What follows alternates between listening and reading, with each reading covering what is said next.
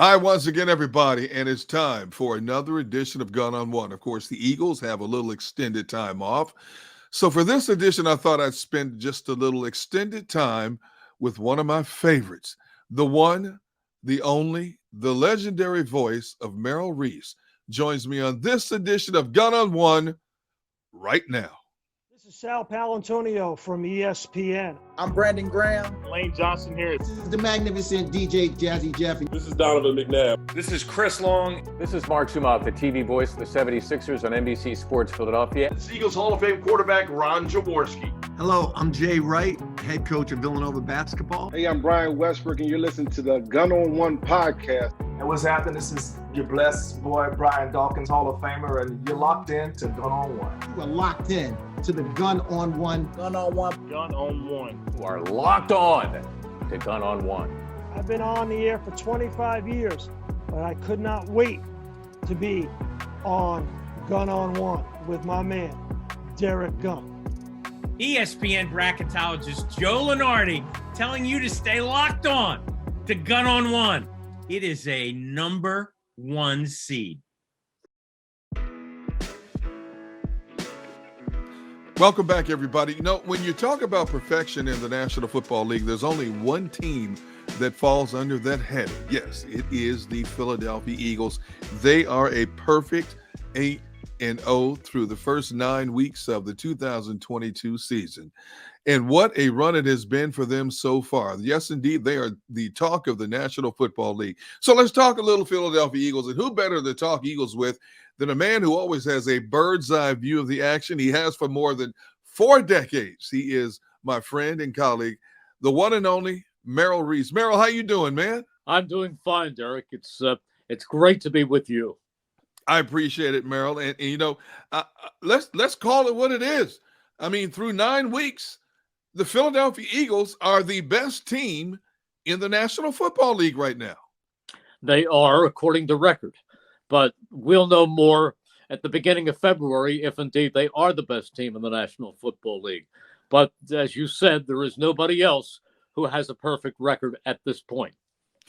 Jalen Hurts has been phenomenal this season, and I think that's an understatement. I think he has exceeded a lot of people's expectations. And when you look at what he's accomplished through the first 8 games, and, you know, people, when they talk about the MVP race, it's always Patrick Mahomes, Josh Allen.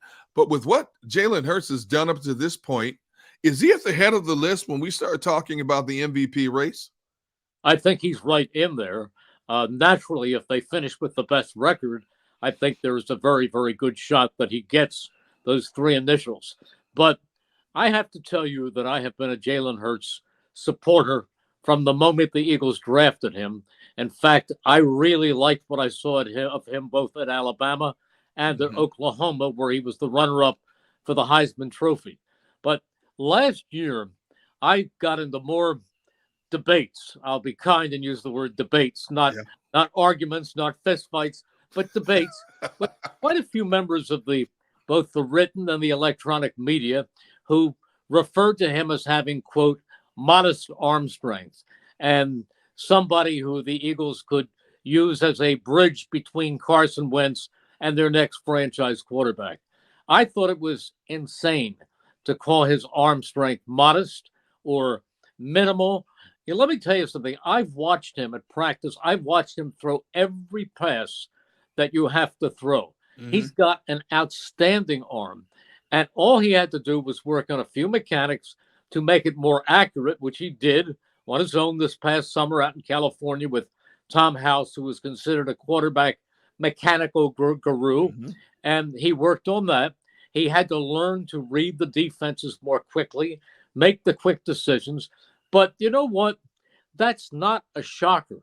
We talk about, I hate to use the name Aaron Rodgers right now because he seems to be falling faster than a lead weight. Point for many years where he was the best quarterback in the National Football League. And he came to the Packers as the last pick or next to the last pick in the draft. And he sat on the bench behind Brett Favre for 3 years. Mm-hmm. We look at Drew Brees. 3 years from now, he came out a year ago, so 3 years from now, there's no doubt he would be a first ballot selection for the NFL Hall of Fame. Well, he came to San Diego like Jalen Hurts in the second round.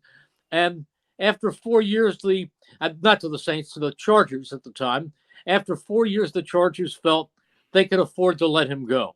And he did. He went over to Miami, and they thought there was a physical problem. And he went over to New Orleans, and they said, welcome.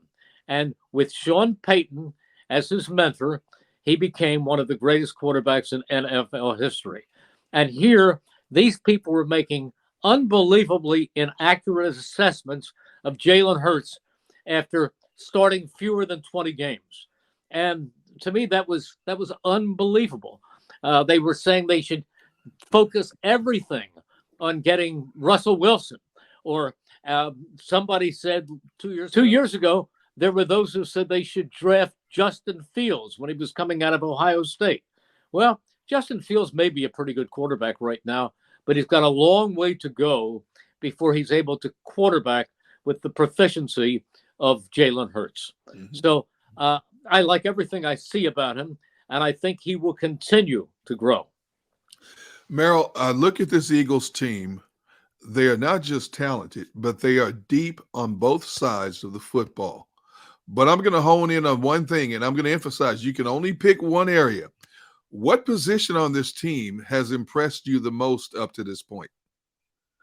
Well, you said it, quarterback. Okay. But if you want to talk about a group, a position group, yep, that has also become such an amazing plus, it's wide receiver. I did a show earlier tonight with Harold Carmichael, and I said, Harold, you and I are good friends. We've been good friends for a long, long time. And Mike Quick sits next to me in the broadcast booth. And in addition to being my broadcast partner, he is also a very, very close personal friend. And so I love both of these guys. But I said to them, this is the best group of receivers this team has ever had. Wow. I said this, and they both agreed with me. Because when you put Harold Carmichael and Mike Quick together, it was Mike Quick's first year. He caught all of 10 passes. And Harold Carmichael was near the very end of his career. Now, if you could have paired Harold and Mike together in their primes, then we've got a discussion. But if you just look at these guys, they're better as a pair. When I'm talking about A.J. Brown, mm-hmm. and Devontae Smith, sure. Those two. And then you throw in the tight end. You throw in Dallas Goedert, and that is an amazing trio. This is a very, very dangerous group for any team playing them. Merrill, I look at this team's ability to turn it on, turn it off, turn it back on at any given point in the game. And it's just impressive because that's what they seem to do week in and week out. They blow teams up in the second quarter. They go through this lull period in third quarters, and then all of a sudden they decide the light switch goes back on again in the fourth quarter. Have you seen anything like that in all your years of calling Eagles broadcast? No, and it's a little bit dangerous because Detroit, in the very first game of the season, came very close to stealing that game at the end, except that a 26-yard gain in crunch time by Miles Sanders pretty much nailed it down. But that got awfully hairy, as you know. Yep. And there were a couple of other games that could have gotten very, very tight. And the Eagles had enough. The Dallas game could have gone the other way, except for a play here and a play there. But other than that, I don't think it's by design completely. I think their design is take a lead and then run the ball and run the clock. And sometimes it gets a little shaky, but still no, it's 8-0. Merrill, I don't want to get too far ahead of myself or the season, but when you look at what's left on their schedule, this team has the potential to run the table in the regular season. You agree? You know what potential they used to say is potential gets coaches fired. That's what they used to say. Or potential also means they haven't done it yet. And they haven't done it yet. And I believe that the best thing Nick Sirianni says to them each week is, let's go 1-0. Let's go 1-0. Forget all the other stuff. Let's go 1-0. And then when they get that win, they yell, "Great, we're 8-0." And then that lasts about 12 hours, and then they move on to what they have ahead. Okay. That's the key. And also, if they go into one of these great runs and actually finish the season almost as you just projected potential. Right. Really, do you really play your stars in the last couple of games? Or do you rest them the way Andy Reid did in several instances going into 2004? Yeah. And try to make sure that they're healthy, because they cannot, as much as I always had the theory that if you take any team that is potentially, and we'll talk about a 17-game season, let's say they're potentially 14-3, but you lose the wrong 3 people at the wrong point of the season, that team could quickly be, say, 10-7 or 8-9. But you don't know. You just don't know. But I think that this is a very, very good team. But I also believe on the any given Sunday, Monday, Thursday, Saturday theory that it could happen at any time, Derrick. And they could lose to Washington next Monday night. I hate to say that, but they could lose to Washington because not that Taylor Heineke is Tom Brady, but Taylor Heineke plays with more heart and more gusto, and he has that team going pretty hard. They give Minnesota all they can handle, and he's pretty tough. So how about if you say, would it shock you if they lost to Washington?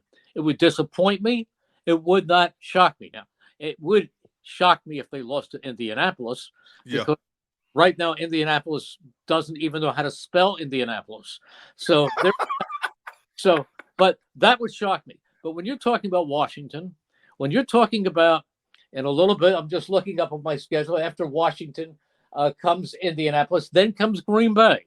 Now, we know they're a mess right now. They are a mess. A lot of holes. But they still do have Aaron Rodgers, who still might have a handful of great games before he decides to become a Buddhist monk or whatever he's.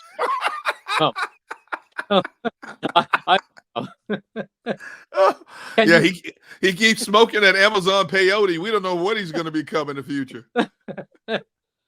But I don't know, honestly. But any of these guys, and then after that, there's Tennessee. Yeah. Now, oh yeah. Can you tell me right now if Jordan Davis will be back for Tennessee? Yeah. Because there's another guy in their offense.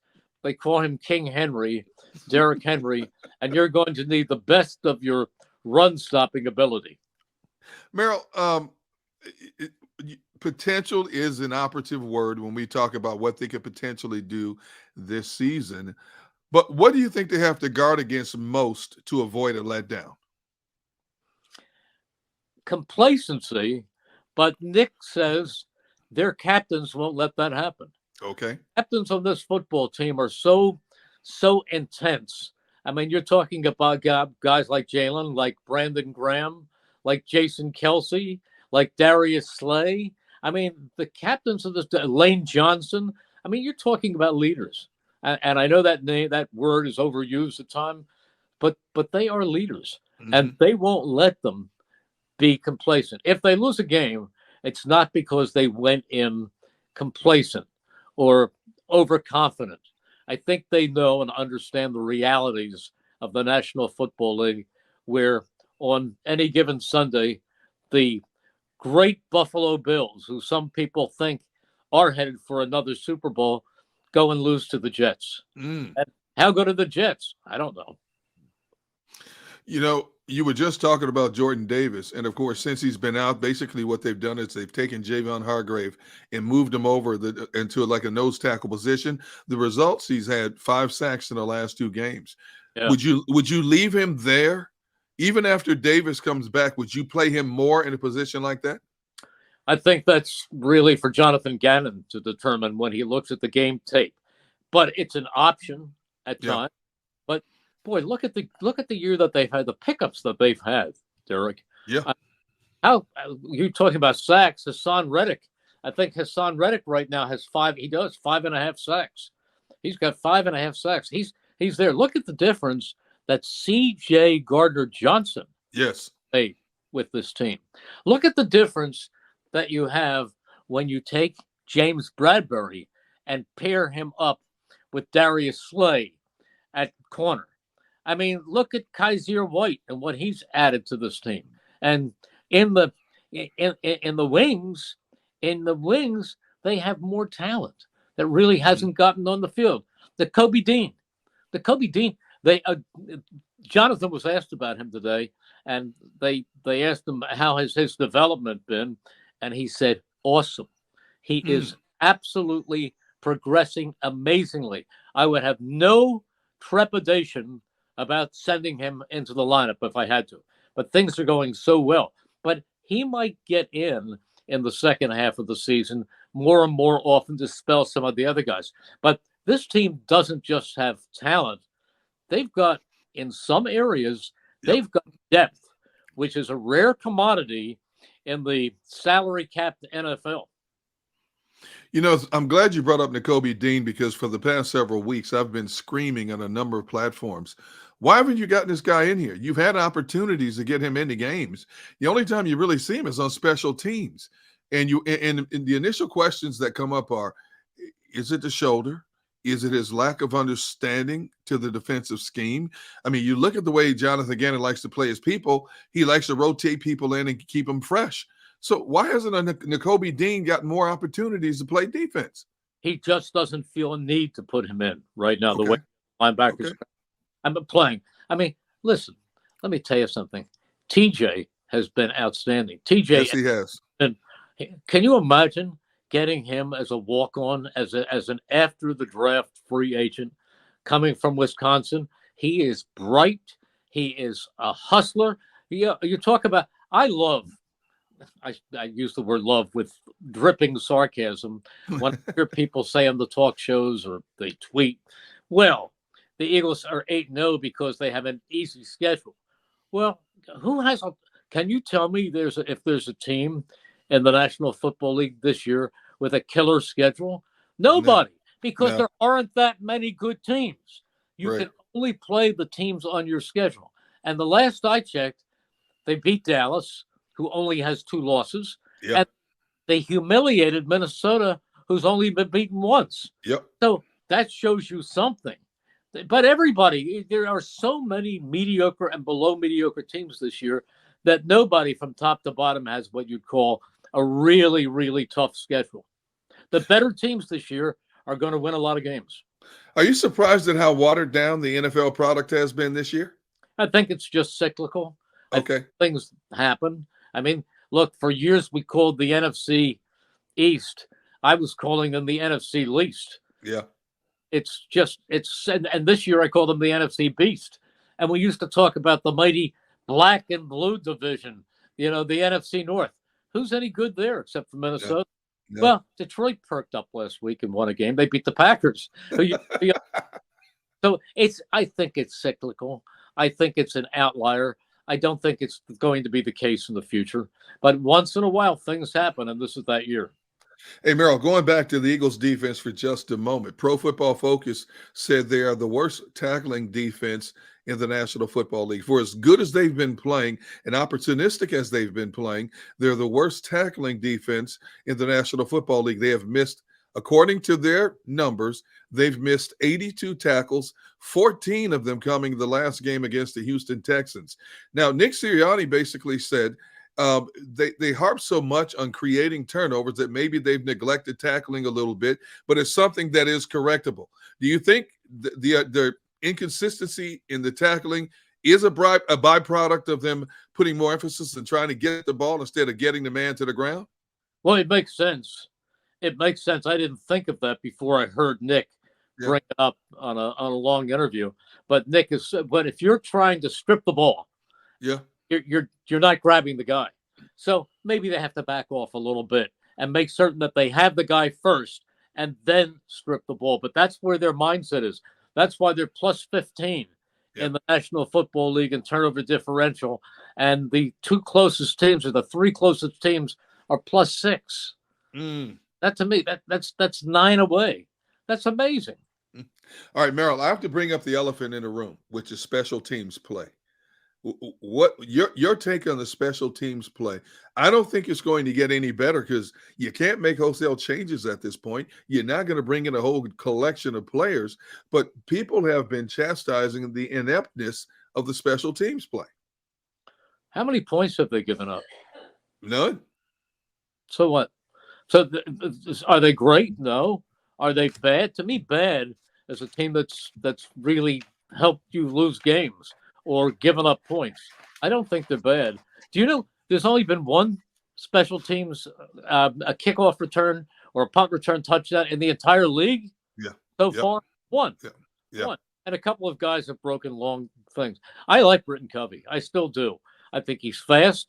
Even though there were a couple of muffs early, one came when the defender was illegally too close to him, and the other he went right down and flopped on top of it.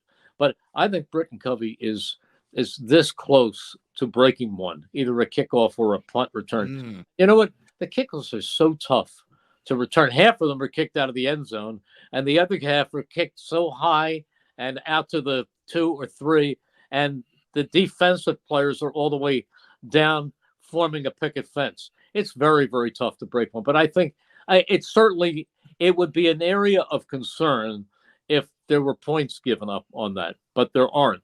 Derrick, I heard a stat today that was pretty interesting when you're talking about giving up points. Do you realize that for the past 7 weeks, the Eagles are the only team in the National Football League who has given up no more than 17 points?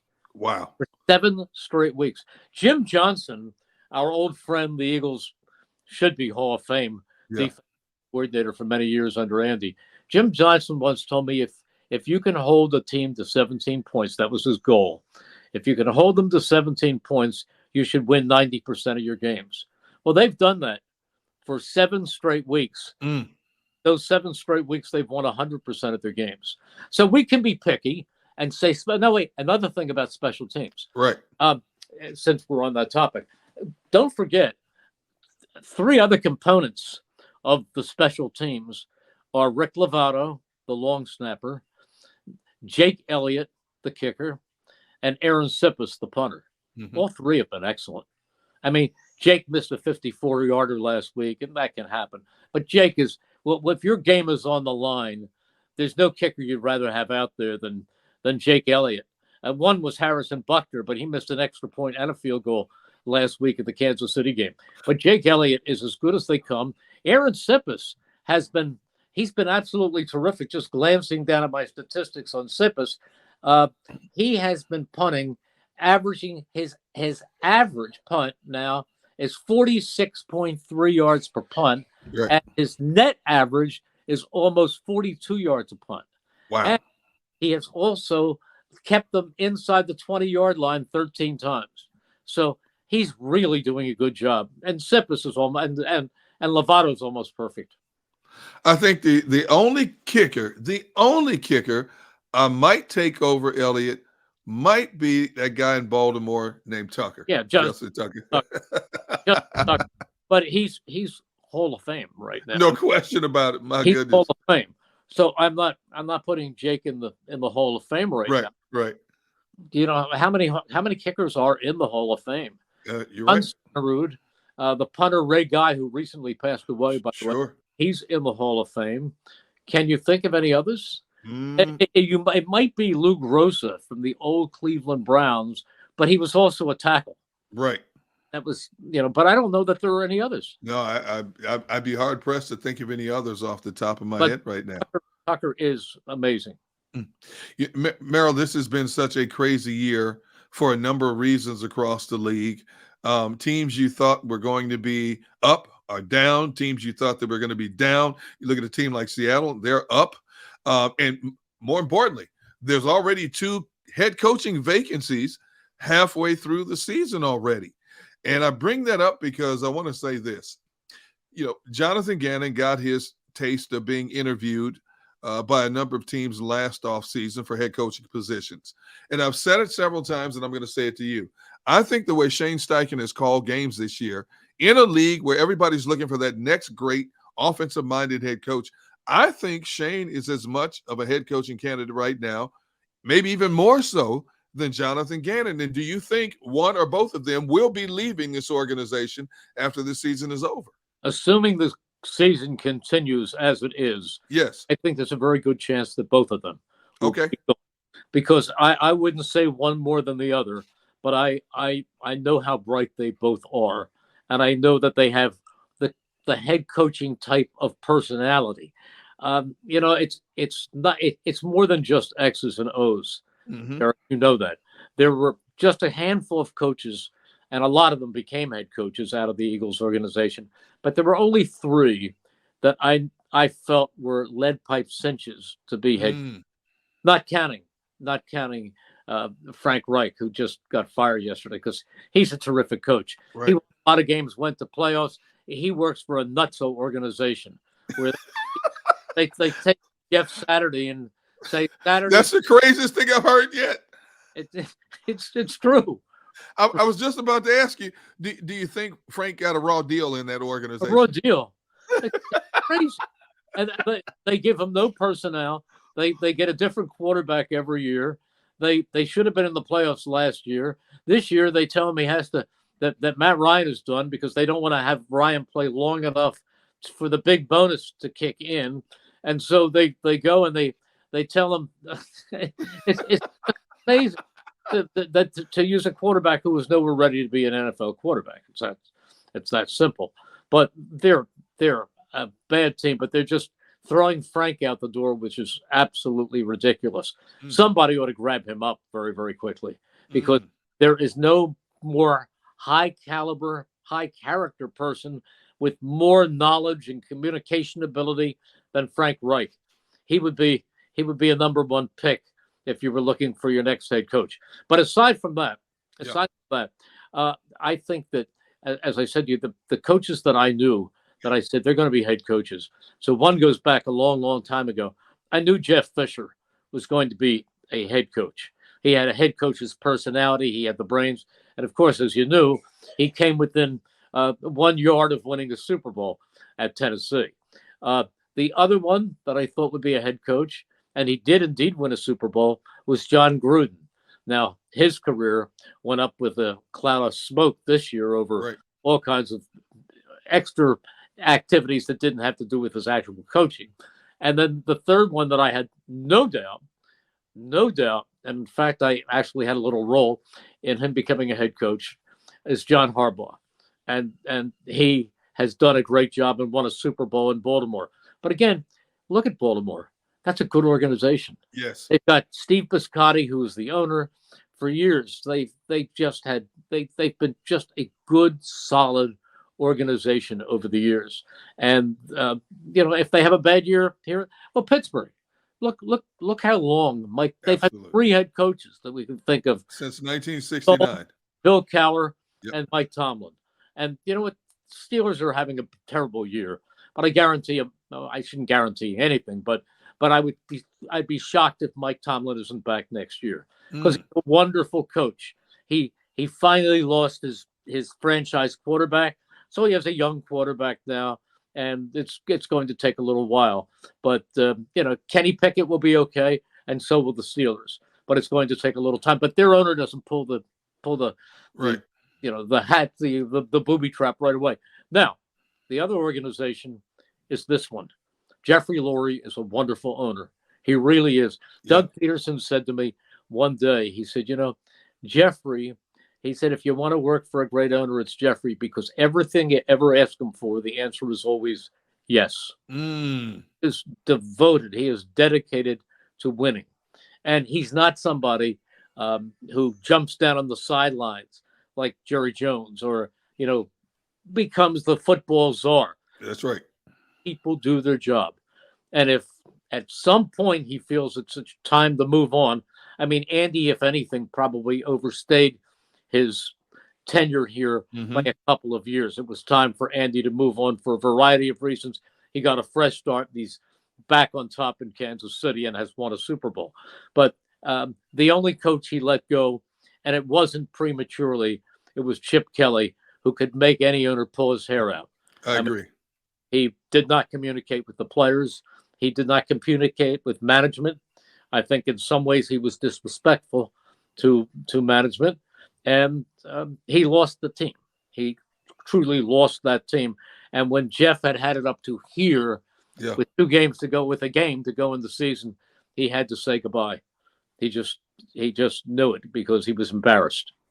I find it interesting that you said that Doug Peterson said whatever they would ask for, Jeffrey would say yes. And obviously it appears that whatever Howie asked for this offseason, Jeffrey said yes to, because they went out and they wowed the world with the structure of offseason talent they brought in. And you look at where they are right now. You have been behind the mic for more than 4 decades with a bird's eye view of this team. Can you compare this team with another team that you watched closely in years gone by? I think this is the most talented team they've had. In the time you've been behind the mic? Mm-hmm. Okay. Yeah. The 04 team was pretty darn good. Yeah. You know, I mean, they had the tackles, they had Runyon, and they had Runyon, and they had Trey Thomas. Sure. I think that line overall was as good as this one. Right. They had Terrell Owens, and he was great that year, but ultimately he divided that team and started their demise. He was difficult. And they had Donovan, who was a great quarterback. Donovan, you look in the record books, Donovan is the best quarterback in the modern history of the Eagles. Right. No doubt. Every statistic tells you that. Now, how far Jalen Hurts will go remains to be seen, but he's a young quarterback right now, but going up like a rocket ship. But I still think this team was better. Now they did have some great players. Sure. Dawkins, for sure. And they had others, but Sheldon Brown, Lito Shepherd, they had great players. Bobby Taylor was on that team. You can go on and on, but I just think this team, as I feel it now, is a little bit better. Now, the 2017 team, they did it with smoke and mirrors. Because, I mean, don't forget, they lost their best offensive lineman, Jason. Right. They lost their best linebacker, Jordan Hicks. They lost their best special teamer, and they Chris Maragos. They lost their kicker, Caleb Sturgis. Yeah. They plucked Jake Elliott off of the Bengals practice squad.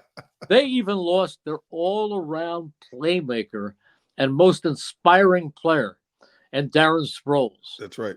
And then ultimately, I know we talk about the negatives of Carson Wentz right now, and with good reason. But at that point, he was playing brilliantly. Yes. At the time he went down in Los Angeles, he should have been the MVP of the league. I couldn't agree with you more. And, that's like catching lightning in a bottle. Yeah. Because nobody thought that they would be able to achieve what they did with all the backups, players they had to plug in. And, of course, Nick Foles, goes on and everything else is legendary. Yeah, but again, Derek, that team did a great job. Yes, it did. Picking up replacements and picking up people in the offseason. Yes, it did. Oh, my gosh. Chris Long, what he meant to that team. LeGarrette Blount. Yes. What he meant to that team.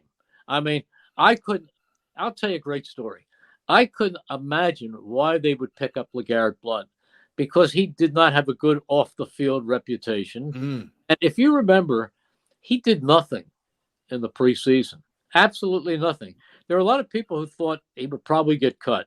So we get into the season, and we go out to San Diego. It wasn't San Diego then.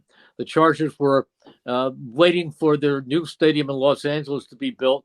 So they took us to this little high school field in California. You remember that game? Oh, yes. The stadium seated about 12,000 Yeah, people. a soccer stadium. Yeah, they put us in that stadium.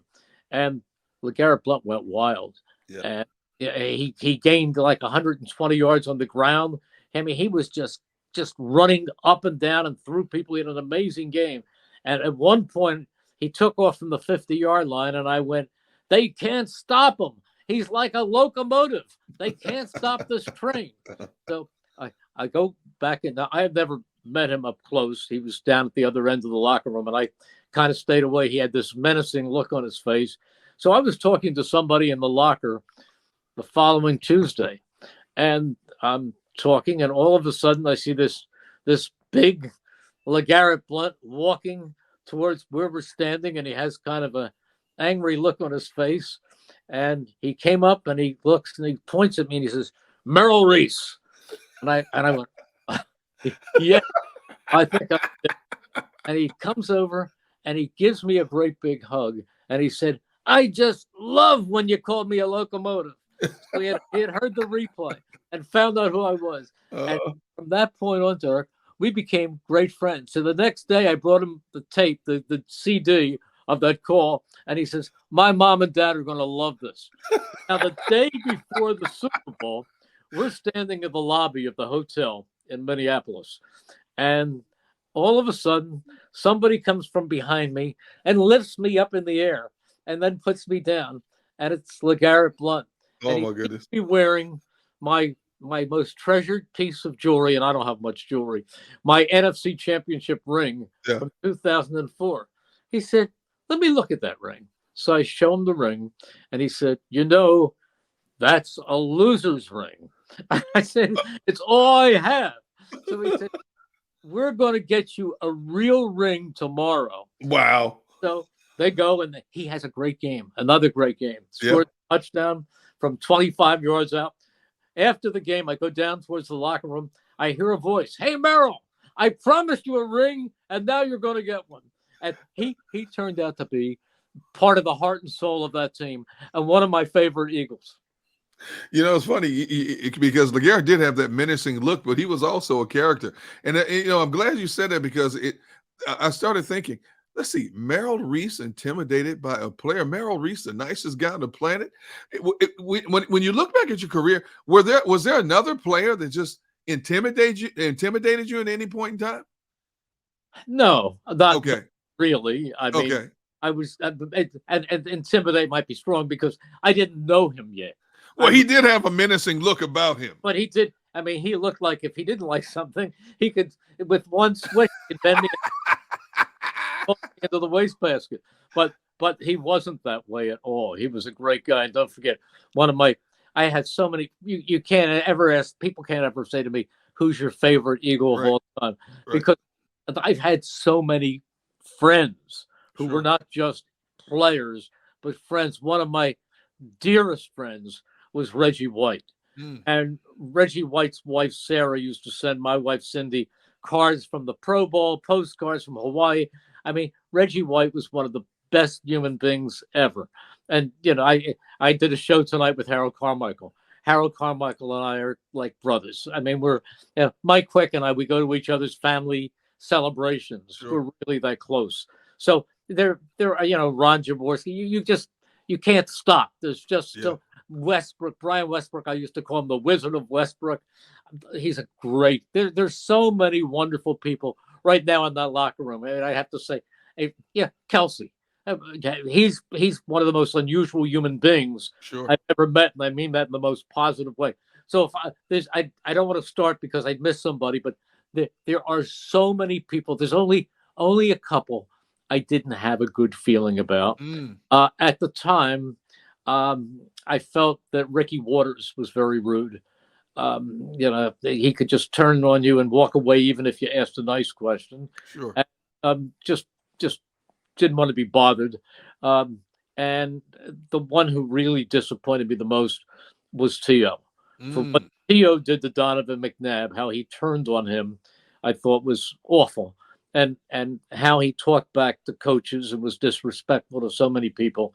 The whole push-up thing on the lawn, that didn't sit well with me. But I would say that 99.9% of the players have been people that I truly like, and some I really love.